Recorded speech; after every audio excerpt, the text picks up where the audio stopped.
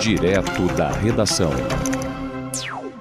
Nós vamos a Brasília agora, que por meio de uma decisão ontem liminar do ministro Flávio Dino, houve uma medida que afeta a magistratura em todo o Brasil. E o Flávio Dino ele decidiu acabar com a aposentadoria compulsória como punição de magistrados condenados de forma administrativa.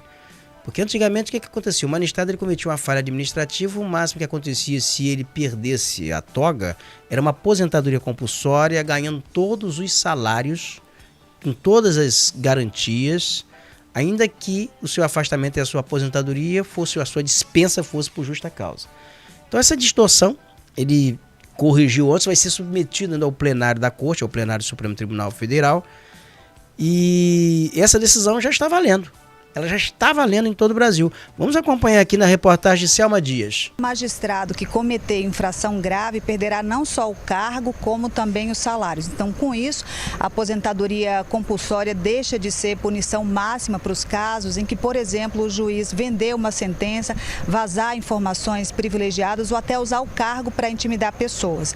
Essa medida não vale para os ministros aqui do Supremo, né, mas para todos os outros tribunais, a palavra final será do STF, desde que a perda do cargo tenha sido, né, declarada pelo Conselho Nacional de Justiça. Essa era uma demanda bem antiga da sociedade, porque era vista ali como um benefício, né, um prêmio para, né, o infrator. Isso porque o juiz era afastado, mas o salário proporcional ao tempo de serviço era mantido, né, privilégio que não é concedido a outros profissionais. Né. Hoje mesmo o CNJ informou que 126 magistrados foram punidos com aposentadoria compulsória nos últimos 20 anos. A decisão do ministro Flávio Dino de hoje foi em resposta a um recurso apresentado por um magistrado do Rio de Janeiro que pedia a anulação da punição, né, de aposentadoria compulsória. Na justificativa, o ministro afirmou que a reforma da Previdência de 2019 já tinha acabado, né, com a aposentadoria compulsória como punição, mas há divergência sobre esse ponto de vista, tanto é que existe lá na Câmara uma PEC sobre esse assunto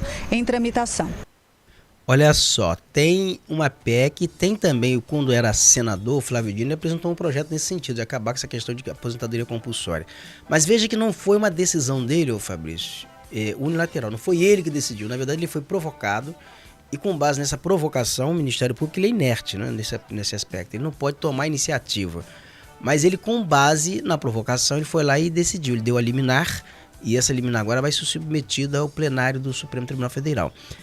Esse é um dado.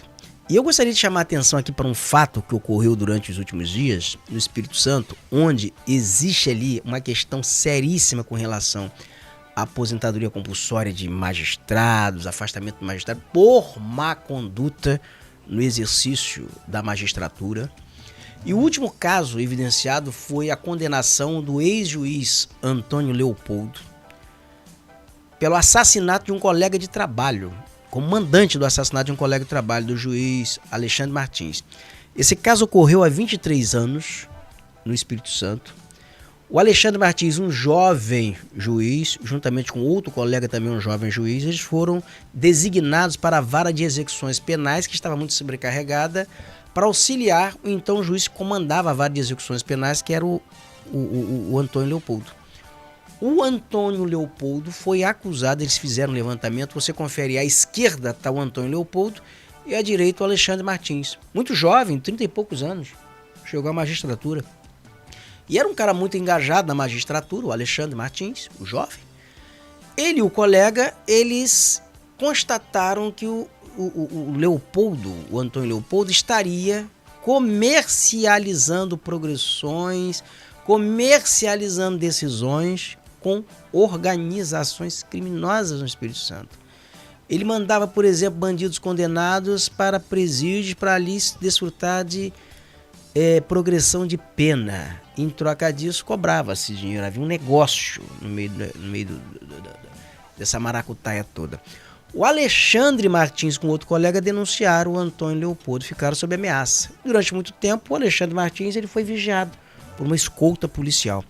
Mas certo dia ele relaxou. Ele foi para uma academia de ginástica.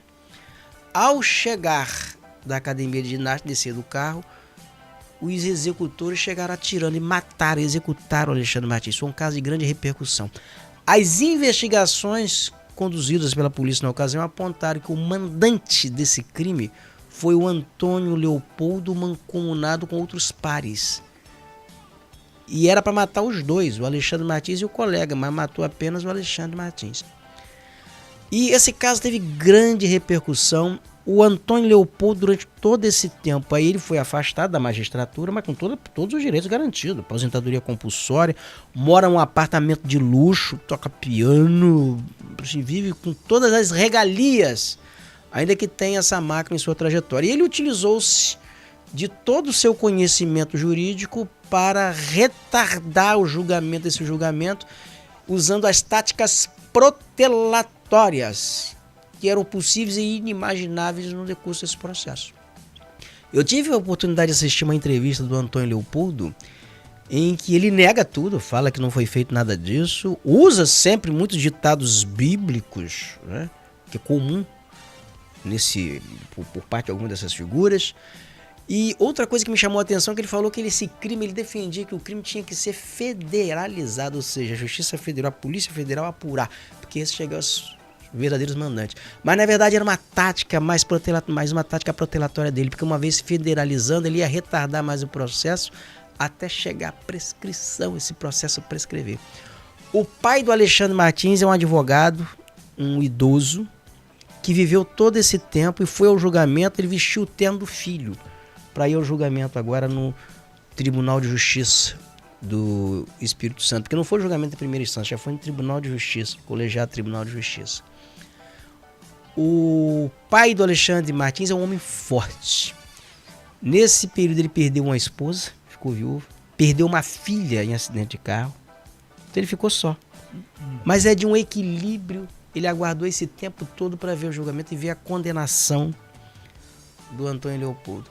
Então o que o Flávio Dino fez nesse julgamento ontem, nessa liminar que ele concedeu, foi justamente evitar essas distorções, que até mandantes de crime e assassinos togados, uma vez evidenciado como mandante ou criminosos, que eles se aposentem com todas as garantias, com todo o salário, com todo o direito garantido. Se você for demitido de um serviço qualquer por má conduta, é justa causa. Então é injusto que isso não aconteça também na magistratura. Mas é injusto que isso não aconteça também com o ministro do Supremo Tribunal Federal, né? Tem que chegar iguais, né? Chegar a todos os andares. A gente sabe que tem as implicações jurídicas, tem as normas que elas têm que ser seguidas, são normas diferenciadas, mas de alguma forma, porque o ministro do Supremo Tribunal Federal ele tem que ser impeachmentado, né? Tem que ser submetido a um processo de impeachment no Senado Federal. É diferente. Em relação ao tratamento a ministro supremo e juiz. Mas o bom seria isso, seria que essa norma ela valesse para tudo, fosse ampla, geral todas as categorias, né? e irrestrita.